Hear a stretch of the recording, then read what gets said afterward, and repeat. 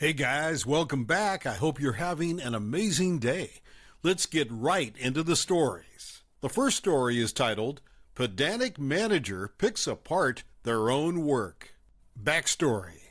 I worked for a high street retail chain that in their infinite wisdom ditched the store manager position and instead had 4 assistant managers running a store.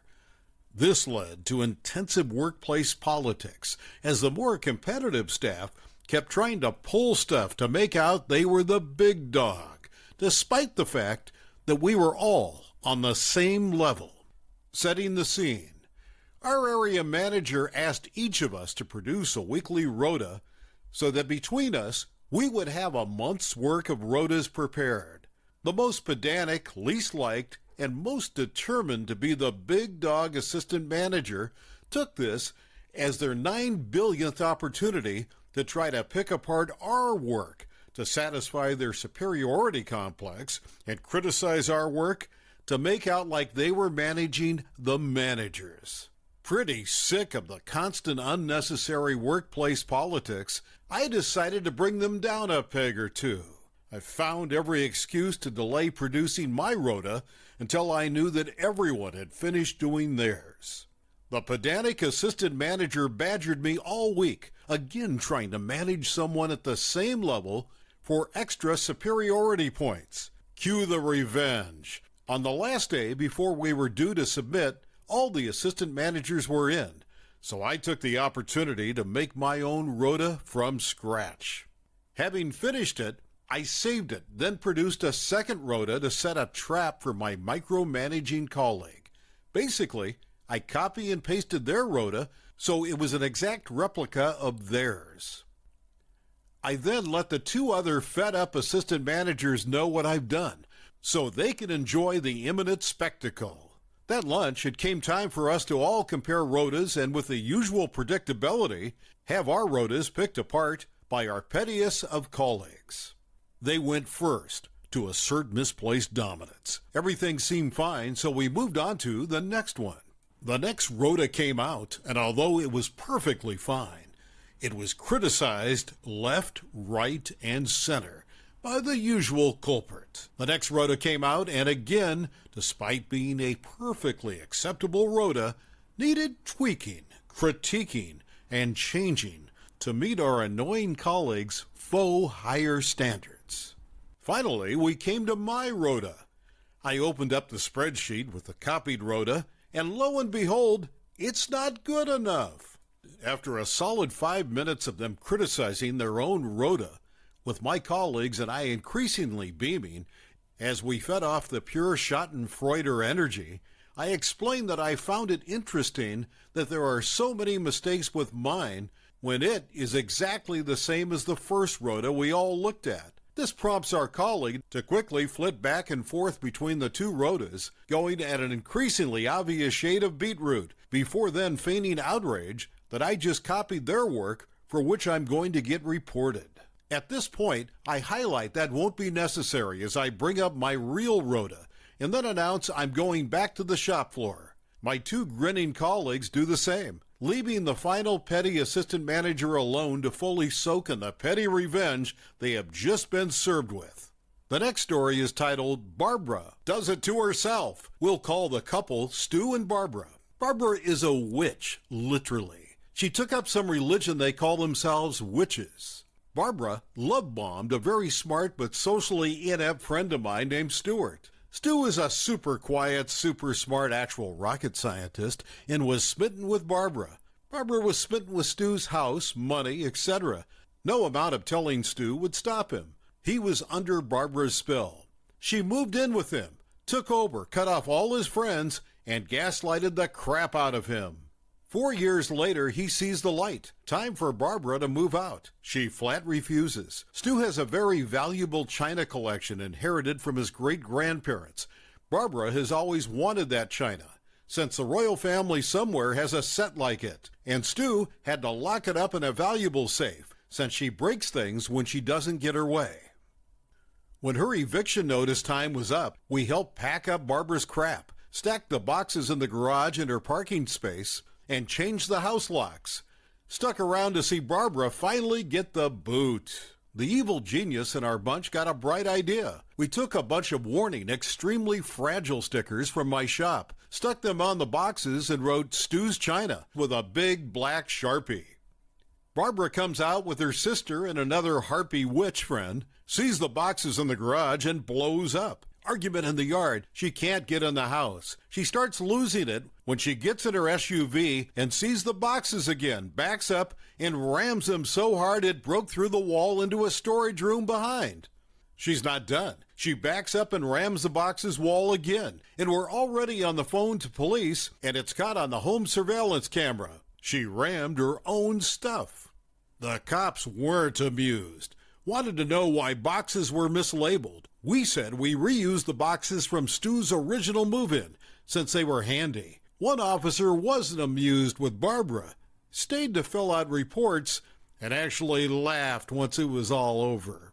He's the one that said someone is an evil genius. I wish I'd thought of this in my divorce, since his wife burned, cut up virtually everything he owned. Barbara has since attempted to break into the garage or house 3 times in the past 2 weeks. Police have camera footage. What's left of her crap was delivered to a storage locker that 1 month rent was paid on, and no, we didn't rebox any of it. It's in the same state she left it in the garage. Drywall, wood splinters, insulation, and all. Stu is spending a lot of time with us, catching up, trading insane ex-stories, smiling more than I've ever seen him since he met Barbara, and I couldn't care less where Barbara is. And I hope it's awful with her friends barking at the back door constantly. The next story is titled, Duck with My Go-Kart Brakes, I Duck with Your Life. So you see, me and my 2 other friends went for a go-karting a few weeks ago with our own go-karts. We each have a Rotax Max go-kart. It was our second to last race for the season. I was leading the championship, and my friends followed 2 and 3. If I won this race, the 3 of us will be going to Italy to finish our karting career and go on to Formula Reno. My pace was out of this world this weekend, and it looked like I would have won the championship even before the race started. My friend's father had a team that we were in, and he was not sparing any expenses. A simulator that will help us improve. So the day before the race, where we practiced on the simulator, going through the data, all that stuff, we had left our go-karts outside because we were from practice rounds. We had someone, let's name him Bob for this story.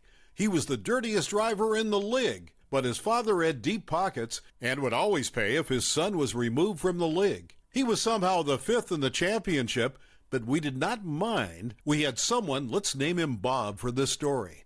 He was the dirtiest driver in the league, but his father had deep pockets and would always pay if his son was removed from the league. He was somehow the 5th in the championship, but we did not mind because he never used to disturb us. But this weekend was something we did not expect. When doing practice rounds, he used to slow down and wait for us to come by, and then try to hit us off the track.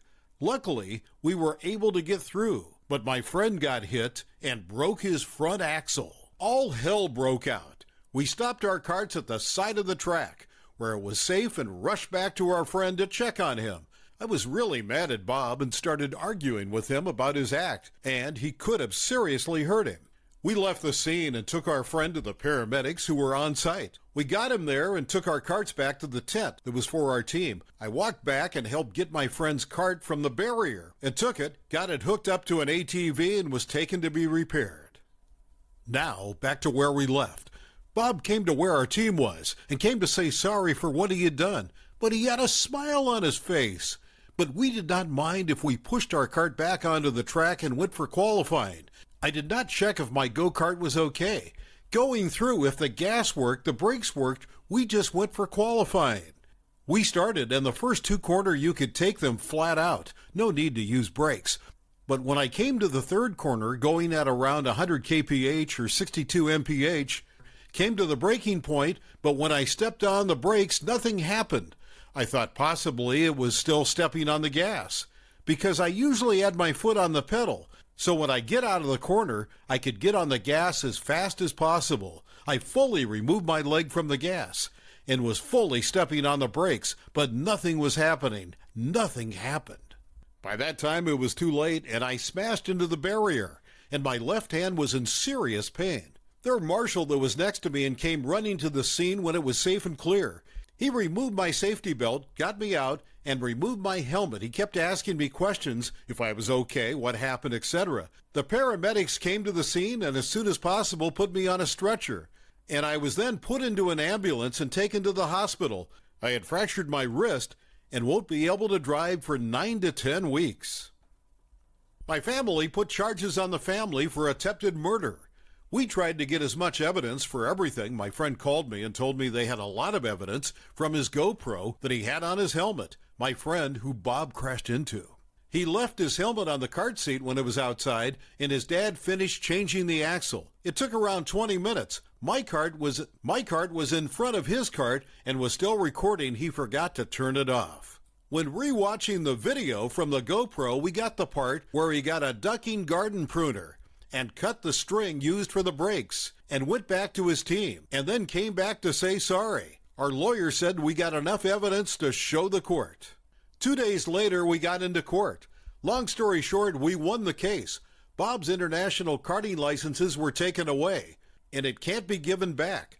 But this was not enough for me. My friend and I planned to destroy his axle, cut the brakes and gas, and destroy the radiator of his cart, and then put some Play-Doh in the cooling of his brakes, and never told a soul to this day. Oh yeah, I forgot to say that Bob was put in juvenile for attempted murder. The next story is, entitled Mom Confronts Me for Having the Audacity to Buy Our House When Her Son Wanted It. Brief backstory. Back in March, I, 25-year-old female, and my partner, 25-year-old male, bought a house. Big deal for us, and we're so glad we managed to pull this off, especially right before the pandemic got bad. It's a livable fixer-upper.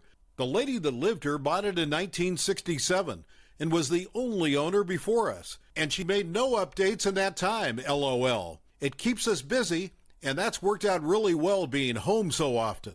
Now to the event with EM. In May, my big project was pulling out some nasty bushes that had taken over a huge chunk of the front side yard. It was hot. I was sweaty. I'm digging out roots and throwing branches. As I'm right up front and making a pretty drastic change to the yard, people notice. Most neighbors stop by, say a quick hello from their car, and drive away. But not EM. EM pulls up in a shiny black Suburban from the opposite side of the road, parks the wrong way, and rolls down her window. I'd say she's in her 50s and 60s, gray, white, bob-cut hair. I stand up and pause my music. The following conversation isn't exact, but pretty close, as this conversation was just so entitled. EM: Hey, did you buy this house? Me: Yep. Just moved in last month. EM: Did you know the family? Me: That sold it? Not really. We just got lucky when they chose us. I guess, haha, trying to be nice, but kind of off-put. She's asked none of the typical neighbor questions. We made a great offer. EM: Yeah. My son really wanted this house. He grew up in this neighborhood, you know. Me: Oh, darn, yeah. Houses move fast right now. EM: He spent his whole life in this area. He really deserved to stay in the neighborhood, you know. Me: Yeah, that's too bad. Major WTF feelings now. EM: How much did you offer? Me, not about to tell her details. Over asking price. We were proactive, haha. EM: Well, my son really wanted to buy that house. Me, feeling quite awkward with this whole situation and just looking to shoo this lady along. Yeah, well, I'm sure more houses will go up for sale around here. EM: Well, that doesn't help him now, does it? He had his heart set on this house. I just gave an exaggerated shrug and decided to resume my root cutting to try and give her the message. EM: You're probably flipping it. EM: He would have loved it. Me: We're not. We are staying long term. EM: Yeah, right. She doesn't leave. I'm wondering if I should go inside or something. She just keeps looking at me, expecting me to say something. I keep cutting at a root. EM: Is it just you, or did your family help you get it? Me, getting pretty short in tone. My partner and I bought it together. EM: My grandkids would have loved the yard. A loved yard makes a house a home, you know. Me, not looking up. Well, my dogs will love it, especially once I'm done. EM: Seriously? I just scoff. Pull my root out. Throw it on the pile. I feel her eyes watching me. Me, really ready to be done. Well, have a good day. Then with a last glare and she speeds off, leaving a quite annoyed and bewildered me in my dirty glory mulling over what the heck has just happened. Did this freaking lady just try to guilt trip me because we bought a house her son wanted? Indeed, apparently. WTF. Definitely the most unwelcoming interaction I've had since we moved in, and I have not seen her since. The next story is titled, Friend Kicked Me Out During My First Month in Berlin. A close friend, female 30 years old, took me in because we agreed to split rent. I'm a 25-year-old female. Just moved to Berlin to start my master's. She stole my tobacco, and when I called her out, she escalated irrationally. She kicked me out for the following month for someone who would pay more. I had noticed so many red flags when I arrived. I had paid rent for months, so there's nothing she could do. She basically threw me out in a foreign city with a housing crisis. She took the building and apartment key, and I was basically imprisoned at home the whole time, and went to her boyfriend's and claimed she must have lost it. Plain lie, I have proof. Dumbass forgot the key to the room door inside the lock. So on my way out, guess who locked the room and lost the key as well? Oh, I might have forgot the heater on. And she'll only be back in a week because I'd forgotten her a really good paying job at another city for this period. The last story is titled, Revenge on Noisy Neighbors. Back when I finished high school, I got a job in a town away from home. I got 2 other girls who were colleagues, and we rented a room. Our neighbors were 3 university students. 2 of them were inconsiderate and would make noise past midnight, and we could hear everything through the walls. We requested them to reduce the noise severely, but they sarcastically told us to deal with it, and that they paid their rent and were free to do whatsoever. One day, I overheard one of them complaining of a headache and that he needed to sleep. Cue to me waking up my roommates. We started telling stories and laughing out loudly. The guy told us to shut it off, and I shouted through the walls, but we paid our rent last week. Suffice to say, we never dealt with that noise ever again. Thank you for watching. I would really appreciate it if you would like the video and subscribe to our channel if you haven't already. We'll see you